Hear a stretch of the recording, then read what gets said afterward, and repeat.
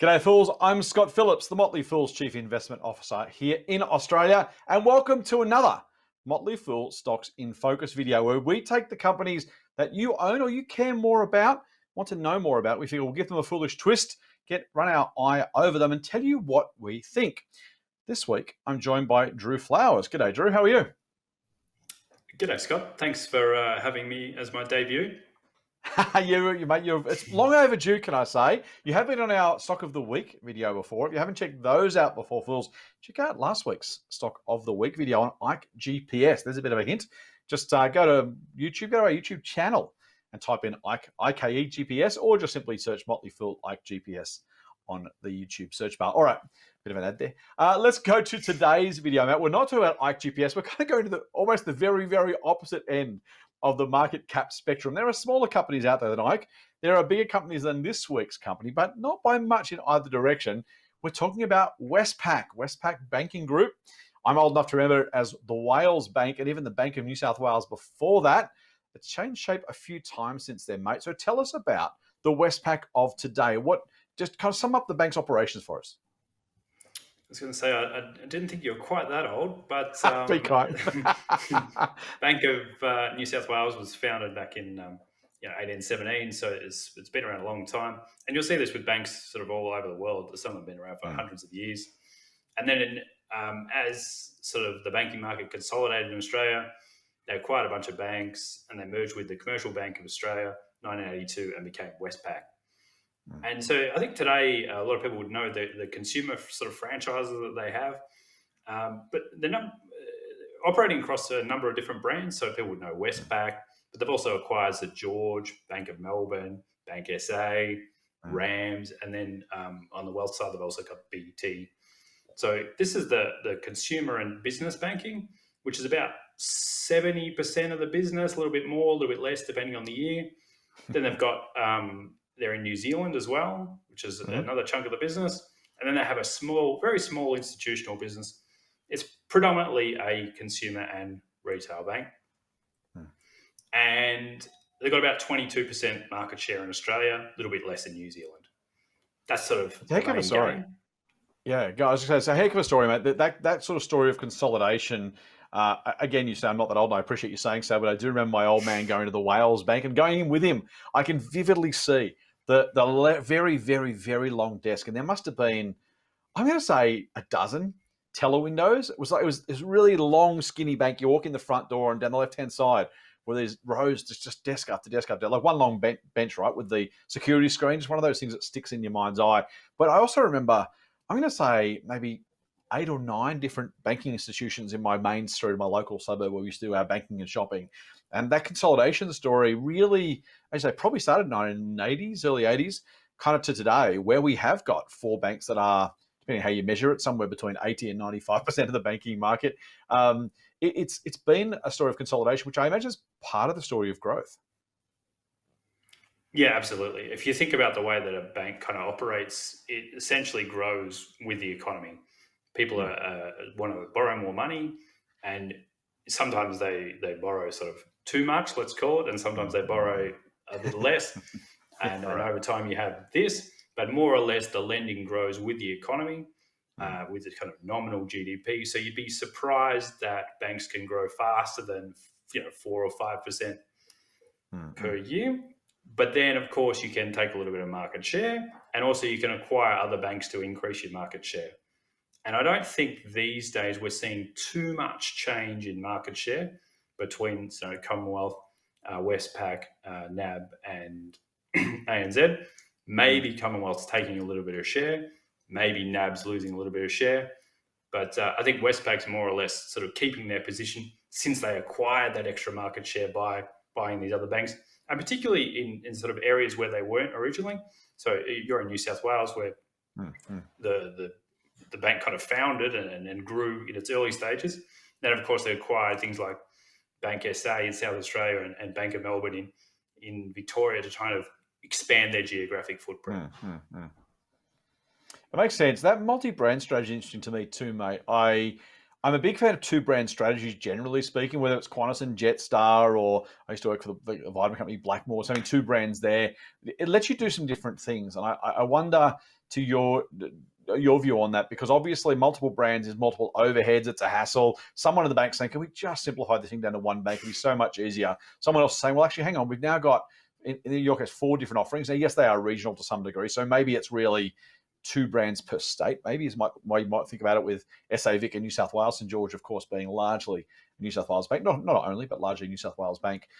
Is there value in the banking two brand strategy anymore, or is it just simply a legacy of the growth required? I'm also mindful that in your home state down in Victoria, Woolworths ran Woolworths and Safeway side by side for a few years before eventually giving up and just making it all Woolworths. So there's that they've chosen to go away from that. I guess they didn't have much overlap in the metro area. It was very much a Safeway state.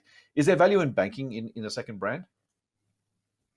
Yeah, we actually had a Safeway in my hometown. It was extremely sort of profitable business. I actually didn't know what Woolworths was for a while.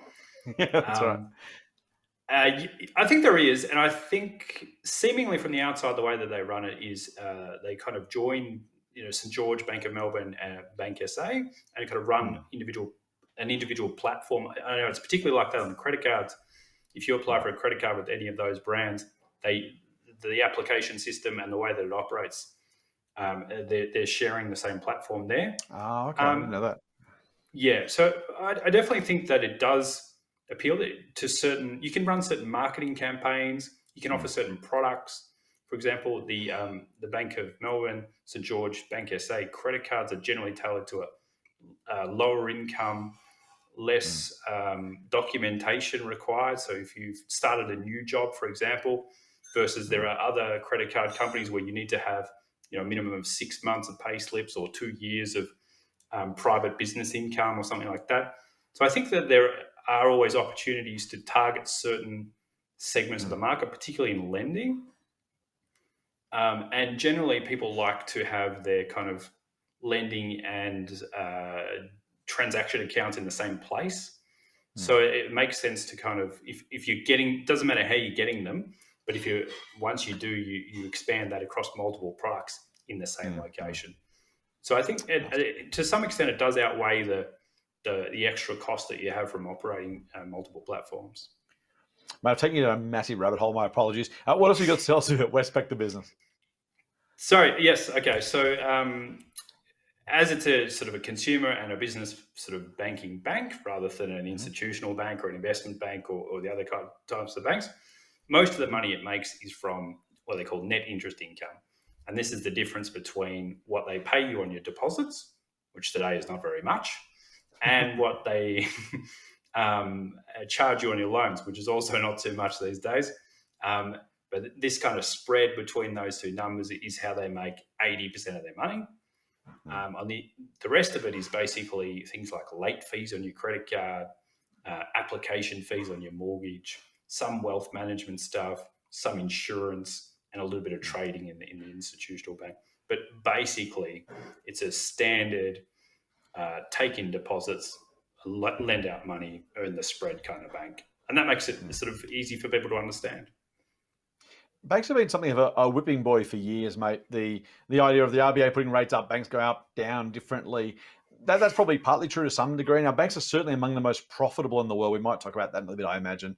But it's also true that despite those movements, those net interest margins you talk about, the difference between the cost of their funds and what they're charging us to use those funds, in other words, their costs and their effectively sale price, if you think about it from a retail perspective, that hasn't changed markedly, right, over the last, I don't know how long. I mean, it's probably been small amounts of differences, but even over the last decade or so, for all of the talk, and again, whether they're too profitable in general is a different question. But those movements, while the banks are more profitable, they tend to be more profitable because they're bigger, they're doing more, they're writing more loans, rather than necessarily creeping profit from the business they're doing. Is that fair of Westpac?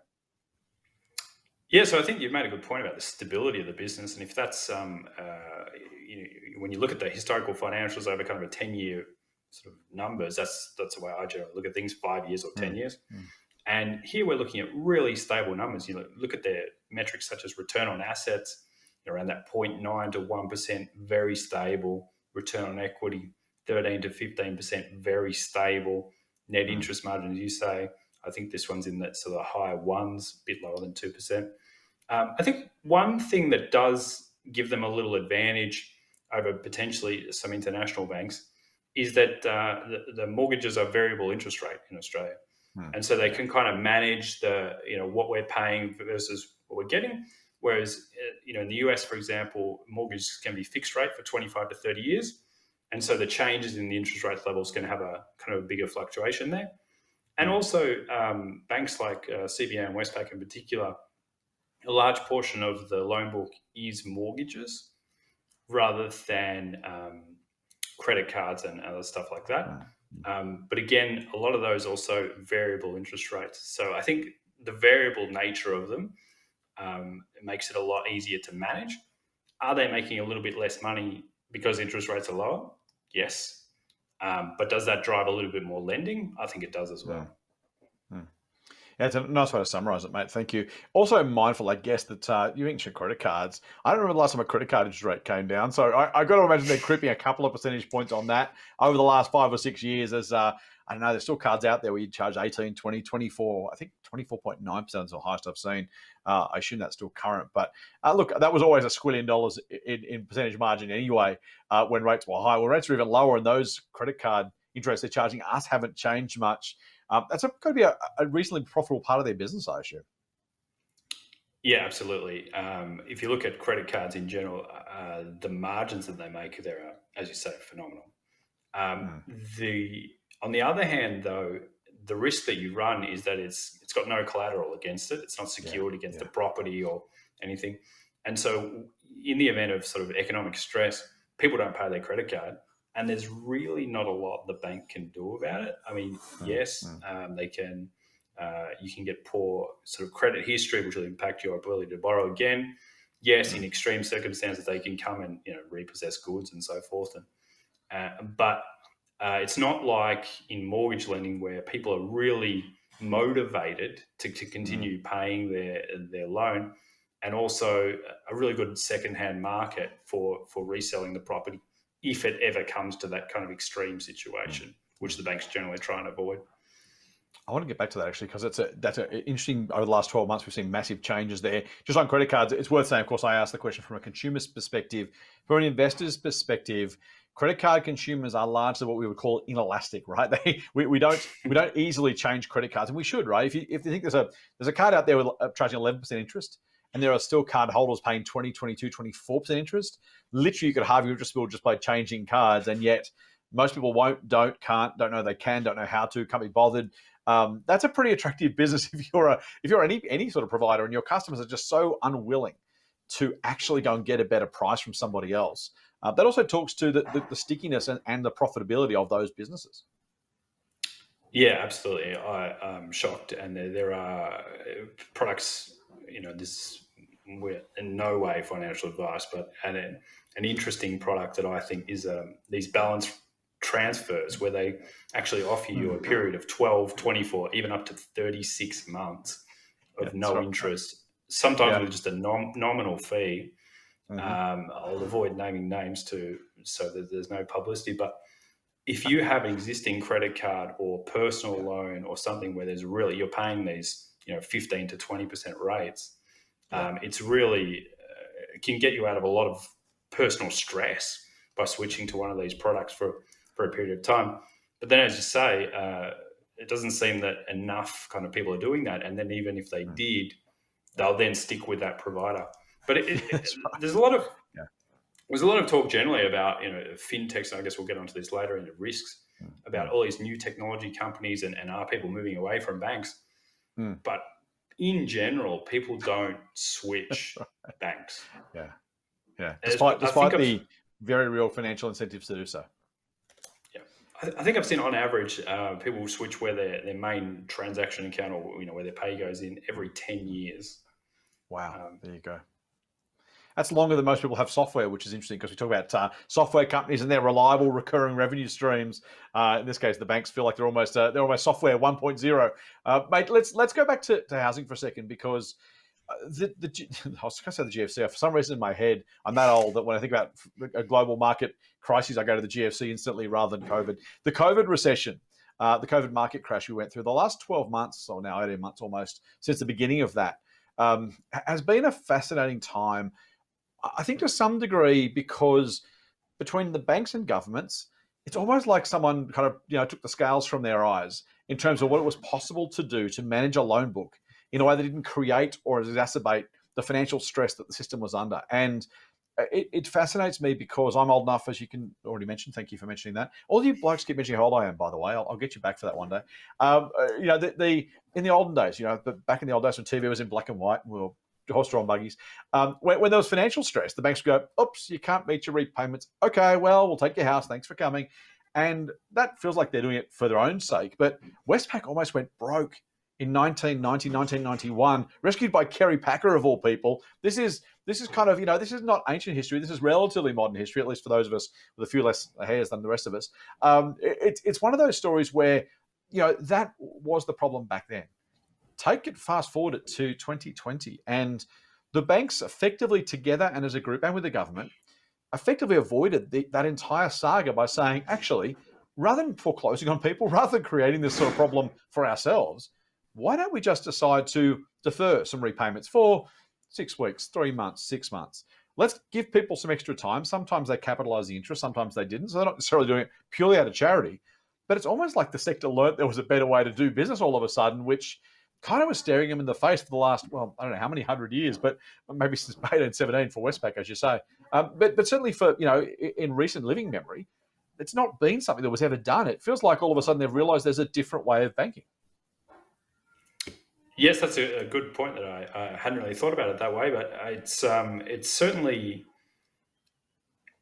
as you say, it was something that was historically done, but today it seems like banks here and around the world, that is really their kind of last-ditch effort.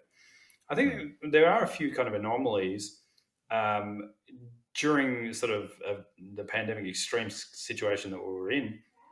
I don't think it would have been sort of palatable to the government either had the banks started mass foreclosing on people who weren't able to work for situations that were dramatically outside their control. And also, there wasn't really, during certain periods, there wasn't actually much of a market for buying and selling houses. People aren't going to auctions. And so I don't know that there was a certain amount of liquidity either. But also, I don't know that the duration of the event was kind of, the downturn in the market was long enough to kind of incentivize people to want to sell, or to incentivize the banks to really put that pressure on people. I think it's more, when we saw the crisis back in 2008-9, it was kind of began in 2007, and then people start losing their jobs, they're under pressure, they burn through savings, they go on Social Security, and it kind of, when they start depleting that, then they borrow money from other people, and then it just goes on until they literally have no other option. And the bank says, we just can't extend it. We don't think you're going to get another job. We don't think you have any other sources of money. Now we actually have to foreclose on you. So I think I agree with you. I think it's they've kind of seen the light a little bit, and there was a bit of a goodwill towards customers as well. And nice to see that. I mean, there was a lot of companies plugging themselves on TV last year about how they were supporting consumers. That's right. It is a good thing. It is good for business. It is good for sticky customers. But I also think that a lower liquidity in the market, and that it wasn't a 3-year kind of duration event for as large of the population as they originally expected, sort of changed the game a little bit. Yeah, fair enough. That's a nice point. So where does Westpac, we'll go into the investment case in a minute, but where does Westpac find itself now? Obviously, like the other banks, written back a whole lot of those bad debt provisions. They thought things would be bad in July, August, September last year. They get to March, April, May this year and say, well, it turns out we don't necessarily need all that money that we kind of squirreled away, so it can go back on the P&L. That's made for a pretty lumpy set of reporting numbers because to some degree it's just that the paper shuffling backwards and forwards. But what does Westpac of September 2021 look like? Yeah, that's a really good point, Scott. What they have to do is they have to what they call provision for loans that they expect to occur and to become impaired in the future. So when the economic sort of forecasts change, the ones that come out from sort of the experts, I guess, if you want to call it that, Mm-hmm. then they'll say, we expect GDP to decline by this, therefore we expect this many people to lose their jobs, therefore this many people aren't going to pay their credit cards and home loans and so forth. They actually have to take a loss against those loans that they expect to happen over the next year, 2 years, 3 years. And so that's what they did last year. And as you say, the results that they put out back in March, I believe it was, actually they've even credited some of those. So there were no more losses that they expect to occur. Yeah. But in fact, they wrote a few back and said, actually, there's a portion of our customers who we think were going to default before, but aren't anymore because they've regained employment or their circumstances have changed. So we saw revenue was up just a smidge, about 1%, to over $10.5 billion. But profit was up a staggering, 189%. But I would caution people, banks and insurers, you want to look at how they perform over kind of 5 and 10-year periods, because it's these provisions for future losses that really fluctuate. You can look at the revenue line, you can look at the operating expenses line, but then you've got this provision line for future losses, and that's the one that can fluctuate so dramatically from year to year. Yeah, we've seen plenty of that in the last 6 to 12 months, as you say. It's interesting. So I'll editorialize just slightly here, mate. You can agree or disagree with me, but it's fascinating to me that banks, funnily enough, never actually make those provisions until the bad times actually come. It's like if your job is to squirrel some money away for nuts for winter, winter's coming. You don't wait till winter and go, let's actually get some nuts because winter's here. And yet every single time we have one of these things, all of a sudden the provisions don't come in March last year or November the year before or January the year before that. They only ever turn up when things actually get bad. The accounting standards are good. They're appropriate. They're fair. They're probably even technically fairly applied. So I'm not going to claim any individual bank is doing the wrong thing, partly because it keeps me out of court. But it just staggers me that these provisions that they are supposed to be making in the good times for the bad times that will inevitably come. We don't know when, why, or how. At this time around, it was COVID. No one predicted that 3 months before the virus arrived. And yet, the banks still find themselves underprovided for every single time this happens. Am I just too cynical, mate? Like, the provisions are supposed to be to do it in advance, right? Isn't that the point? Yes. It makes it difficult to sort of compare and look through performance because, as you say, and in some situations, actually, it's swung more the other way. But sort of to explain that a bit more, what you're saying is, they put a certain amount aside, but it's generally like these are good time losses. These are not bad time losses. Exactly. That's right. And they're just sitting there and they, we grow loans by this much, but we think 0.5% of those are not going to pay at some particular time. And so we provision for that, we provision that. And then all of a sudden, big shock, we're going to lose 3% of our loans this year, but we've only provisioned for 0.5% on our balance sheet. And then it's got even more a bit sort of difficult because that's the way that it kind of happens. But now with what some of the regulators have tried to change that and say you need to provision more, but instead they still do the similar thing. And then when it happens, they do this massive provision because it's all of these things could happen. And then they end up writing a bit back. So it really is difficult. You really got to look at the bank's long-term performance and say that these CEOs, these chief risk people, I really like the way that they're doing it. I think that they're provisioning enough for the rainy day. I think that's a pretty good point. All right, so let's get to the investment side of the equation, mate. We're going to talk about the reasons to buy and the reasons not to buy, even the reasons to sell Westpac shares. Here's where I get your intellectual capacity fired up. Here's where I get your investing angles out in front of our viewers. Let's go to the bull case for Westpac. For those who aren't familiar with the terminology, the bull case is the positive case, the reasons for buying Westpac. If I'm sitting here thinking, you know what, you've kind of got me interested with that description of Westpac, here's why I might buy the shares. What would you tell people? I'd start with saying their market position is very, very strong. 22% market share in Australia, 18% in New Zealand. They obviously have a great position with consumers, with businesses. As we were discussing before, deposits from both of those are very sticky. People do not change their banks to that regularly. They don't switch their credit card provider. They don't switch their home loan probably as often as they should. I think you were telling people to refinance their, I was. or at least inquire. Yeah. So great market position. The other sort of there's plenty of other things to talk about. We can talk about the Austrac investigation's kind of winding down. Sort of a few things that they should have been more on top of. That hopefully they will be in the future. They're really simplifying the business as well. They're selling off. This kind of comes and goes in cycles, but they're selling off a bit of the wealth and insurance, vendor financing, those kind of businesses. Actually trying to sell their businesses in Fiji and Papua New Guinea as well. Had some sort of anti-competitive concerns. They're trying to sell to Kina Securities, but hopefully they'll find a buyer. They've got a really aggressive cost reduction target out there.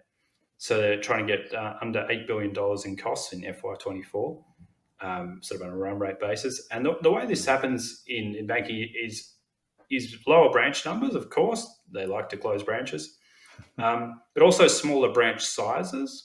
So if you think, they might not take the branch away, but they might just reduce the footprint and say, we only need 2 tellers instead of 10, and we'll do a little bit more sort of home loan and those kind of interactions within the bank rather than just processing transactions. And digital banking is really reducing costs. Think about things like depositing cash and versus doing electronic payments. Checks, of course, although a lot less now, were very expensive for the bank to process. And so digital banking are reducing branches and reducing branch sizes, as well as inefficiencies around the way that you process mortgages and check IDs and things like that really haven't kept pace with a lot of other industries. That's how they can drive costs down. So, an ambitious cost reduction target to get under that 8 billion, simplifying the business, some of the legacy issues, the Austrac behind it, and also, the possibility that they make a little bit more money if interest rates go up a little bit. There's some offsetting factors there about, growth and whatever, but it does have a positive impact on the bank. And in general, banks grow as the economy grows. So if you think that the Australian economy is going to continue to grow at a reasonable rate, banks can grow alongside that. So, and of course, fully franked dividends don't hurt either. They really don't. They're pretty good right now too, I think. Westpac, nor is it, by the way, one of the more expensive banks out there. CBSP was 21 last time I looked, which, maybe it's worth it, maybe it's not. But maybe not getting a bargain. Maybe you are with the Westpac, but certainly you're getting a more attractive price offering, at least for the current level of profitability. Question about whether it keeps growing at that rate, but it's a pretty good starting point. As you say, the lower the price, the higher the dividend yield for starters, and you add the franking on top of that. And plenty of people right now be nodding along saying, yep, that's why I own Westpac. So now I'm going to ask you to dissuade them from that very position.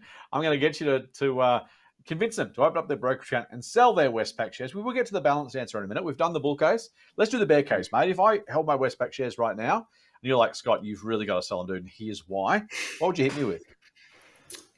Yeah, as you say, it's the valuation doesn't look that aggressive, if on a PE basis, but I also like to look on a price to book basis, because then you can look at, as we were talking about before, these provisions which ebb and flow and can impact the E of the earnings. So if you look on a book basis, I think 1.4, a bit over that, that's not too aggressive.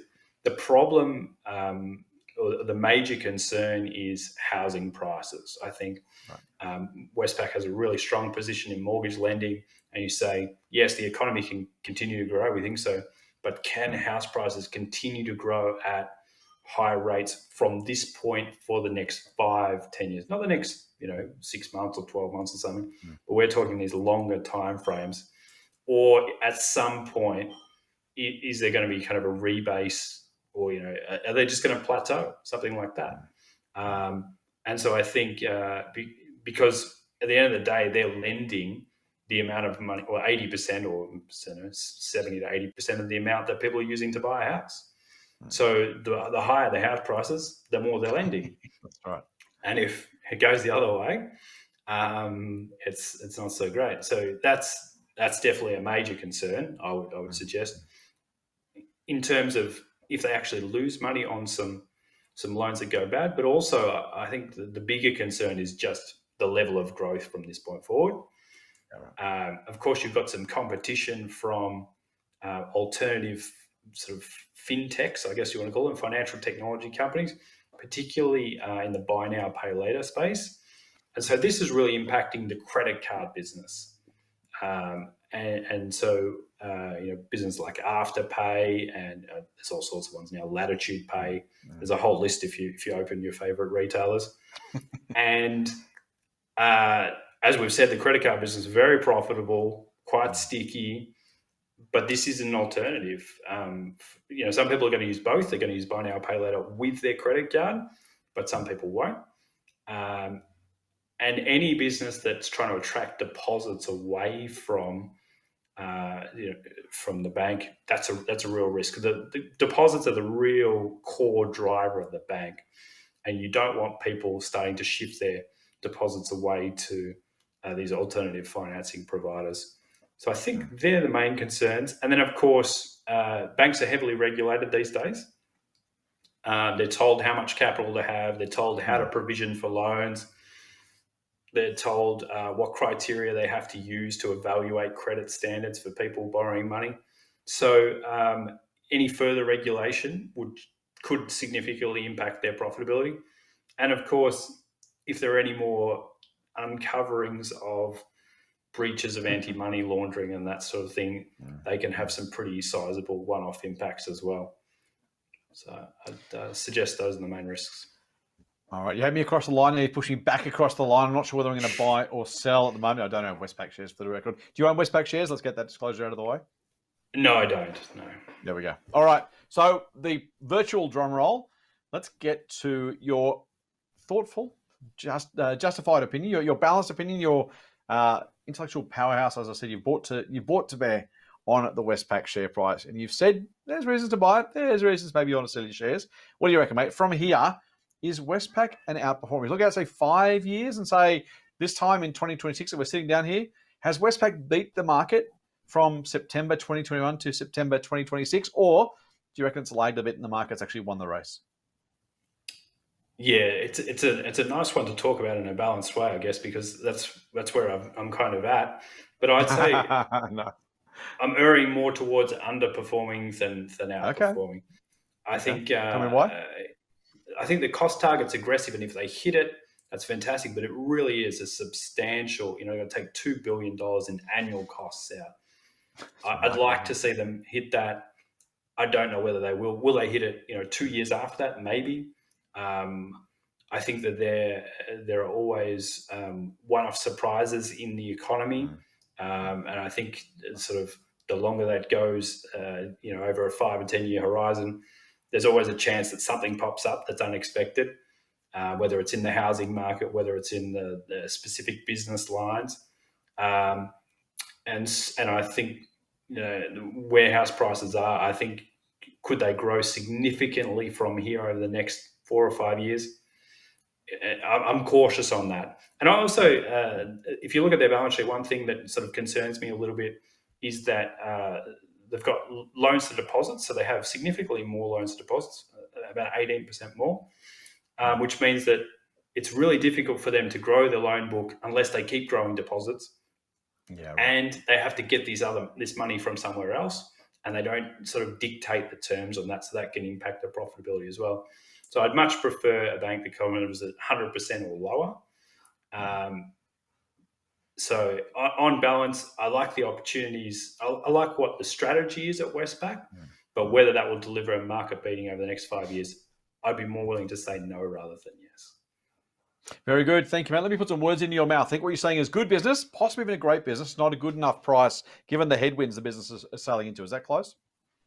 Yeah, that's pretty close. Yep. Beautiful. Thank you, Drew, for spending some time going through Westpac as our stock in focus.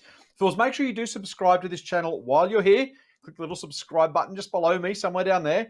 Also hit the notification bell for me. That way, when we put out our next video, it could be our favorite investment books. It could be stock of the week. It could be a media appearance or something brand new. Who knows? You will be notified straight away on your browser or your phone when that comes through, so you don't miss any of our great, and by the way, did I mention free content here on the Motley Fool Australia YouTube channel? Now, if you're on social media, you can follow us pretty much everywhere except for TikTok, because I'm not there yet, and I'm probably not going to be there anytime soon, but you never know. You can jump on Twitter or Instagram. The handles are the same. You can follow me at TMF Scott P. You can follow The Motley Fool at The Motley Fool AU. If you're on Facebook, make sure you jump onto The Motley Fool Australia. Pretty straightforward. Or my address is, my page is /Scott Phillips Money. Do make sure you check out our podcast too, if you would. The Motley Fool Money podcast. We've been going for years now. We're getting very close to our 500th episode, if you can believe that. If you haven't started listening yet, you've got a bit to make up on, so hurry up. Although, if you join our other podcast, The Good Oil with Scott Phillips, there's only 3 episodes in the can. You can catch up much more quickly there. So please do subscribe to both if you like what we're doing. Again, they're completely free. Just jump on your favorite app provider, Apple's iTunes store or whatever they call it, podcast player, Google Play, there's Pocket Cast, a whole lot of them, heaps of them all around the place. Jump on one of those, download, subscribe to those 2 podcasts if you wouldn't mind. And we'll see you next time. I think we're due for a favorite investment book next. Stay tuned here on the Motley Fool Australia YouTube channel. Fool on.